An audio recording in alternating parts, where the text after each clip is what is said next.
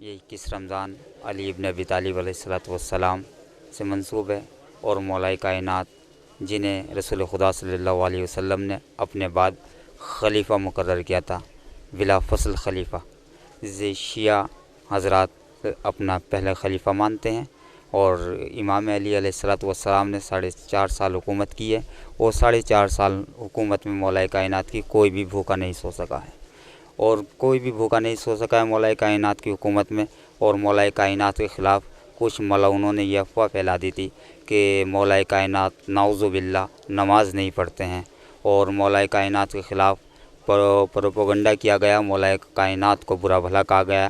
لیکن جب مولا کائنات کی شہادت مسجد کوفہ میں ہوئی تو کچھ سازشوں کے تحت مولا کائنات کے پیچھے قاتلوں کو لگا دیا گیا تھا، اور وہ ایسی تلوار تھی جو زہر میں بجھا دی گئی تھی۔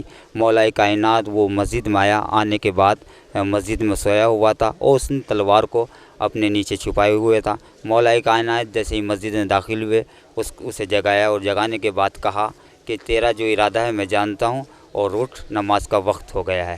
امام نے اسے جگانے کے بعد گلدستہ اذان پہ گئے، گلدستہ اذان پہ جانے کے بعد امام نے اذان کہی اور مصلی عبادت پہ پہنچے۔ وہ قتل کے ارادے سے مولا کائنات کے آیا تھا، وہ جیسے ہی مولا کائنات سجدے میں تھے، اس ملعون نے مولا کائنات کے سر پہ ضربت ماری۔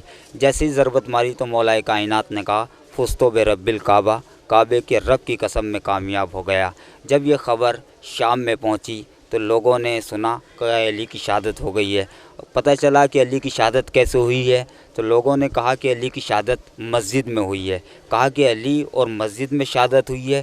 کہا کہ ہاں، علی سجدے میں تھے اور قاتل نے سر پر تلوار مار دی۔ اس کی وجہ یہ ہے کہ لوگوں کو تعجب اس بات کا ہوا کہ علی کے خلاف یہ پروپیگنڈا کیا گیا تھا کہ علی معاذ اللہ نماز نہیں پڑھتے۔ علی نے کہا فزتو برب الکعبہ، کعبے کے رب کی قسم میں کامیاب ہو گیا۔